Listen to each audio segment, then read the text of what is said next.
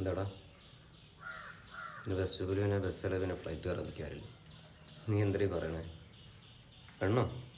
എന്ത് പെണ്ണ്? അതൊക്കെ നിനക്ക് തോന്നിയ അത് പിന്നെ അവരൊക്കെ വിളിച്ചുകൊണ്ട് പോകുമ്പോഴത്തേക്കും കൂടെ പോകണ്ടാ. നിനക്ക് പഠിപ്പിച്ചു തരാനോ? എന്ത് പഠിപ്പിച്ചെന്ന് എനിക്കെന്ത് കിട്ടും? പൈസ എത്ര?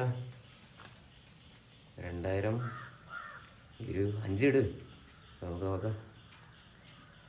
പക്ഷെ ഇതിലൊരു പ്രശ്നമുണ്ട്. ഇതിലൊന്നാമത്തെ ടിപ്പ് തന്നെ നിനക്കെതിരെ നിൽക്കുന്നത്. എടാ, ഇതൊക്കെ ചെയ്യണമെങ്കിൽ നിനക്ക് നല്ല മുടി വേണോടാ. പെൺപിള്ളേർ ആദ്യം മുടിയിലോട്ടാണ് നോക്കണേ. അതുകൊണ്ട് എനിക്ക് തോന്നുന്നില്ല നിന്നോടൊക്കെ ചെയ്യാൻ പറ്റുമെന്ന്.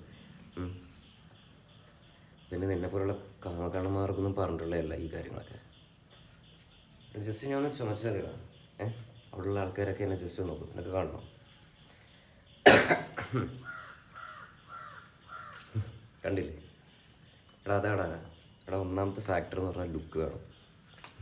അത് നിൻ്റെ 7 എഴുത്തൂടെ പോയിട്ടില്ല. പിന്നെ നീ പൈസ തരാമെന്ന് പറഞ്ഞുകൊണ്ട് ഞാൻ വേണമെങ്കിൽ സാധിക്കാം. ഇതേപോലെ ഞാൻ ഈ ചെറു സമയത്തേക്ക് ഇടുന്ന ചെറിയ കാര്യങ്ങളൊക്കെ ഇല്ലേ, അത് നൈസായിട്ട് അങ്ങനെ അങ്ങ് ഇട്ട് നോക്കണം.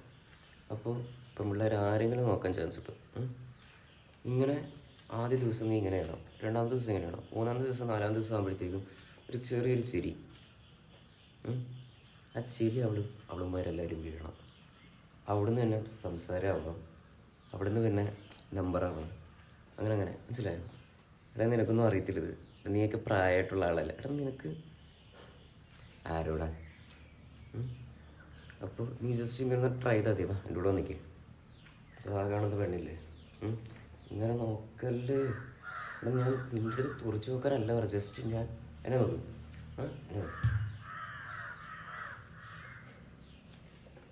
എടാ, ഒരുമാതിരി അത്യാവശ്യം ഒരു ആറ്റിറ്റ്യൂഡാണ് കിട്ടി നിൽക്കടാ.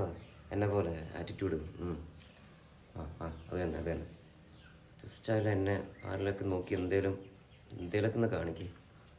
അത് തന്നെ. കട്ടാ ഇപ്പോൾ ഒരാളെ നോക്കിയടാ തന്നെ. അതുകൊണ്ട് ഇത്രയേ ഉള്ളൂ, സിമ്പിളാണ്.